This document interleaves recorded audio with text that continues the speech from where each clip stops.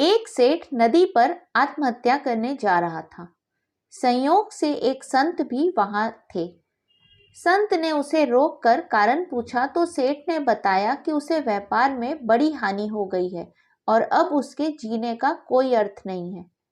संत ने मुस्कुराते हुए कहा, बस इतनी सी बात है, चलो मेरे साथ।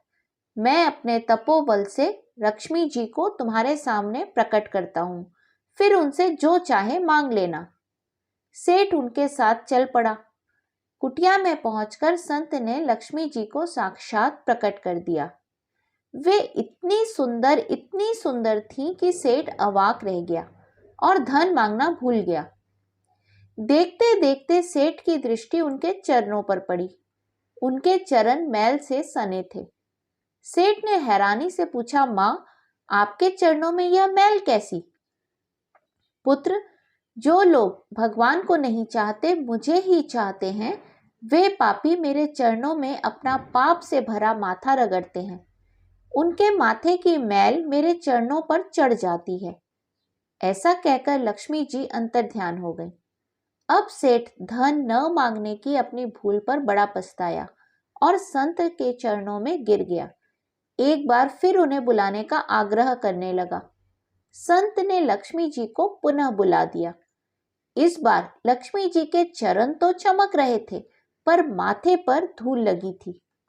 पुनः अवाक होकर सेठ धन मांगना भूलकर पूछने लगा, मां, आपके माथे पर मैल कैसे लग गई? लक्ष्मी जी ने कहा, पुत्र, यह मैल नहीं है, यह तो प्रसाद है। जो लोग भगवान को ही चाहते हैं, उनसे मुझे नहीं चाहते, उन भक्तों के चरणों में मैं अपना माथा रगड़ती हूँ। उनके चरणों की धूल से मेरा माथा पवित्र हो जाता है। लक्ष्मी जी ऐसा कहकर पुनः अंतर्ध्यान हो गई। सेठ रोते हुए संत के चरणों में फिर गिर गया। संत ने मुस्कुराते हुए कहा, रो मत, मैं उन्हें फिर से बुला देता हूं। सेठ ने रोते रोते कहा, नहीं स्वामी जी, वह बात नहीं है। आपने मुझ पर बड़ी कृपा की। मुझे जीवन का सबसे बड़ा पाठ मिल गया। अब मैं धन नहीं चाहता। अब तो मैं अपने बचे हुए जीवन में भगवान का ही स्मरण करना चाहता हूँ और सुकर्मों द्वारा अर्जित धन में संतुष्ट रहना चाहता हूँ।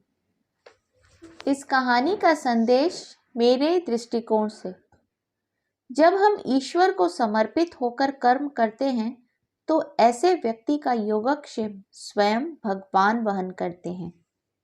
हरि ओम।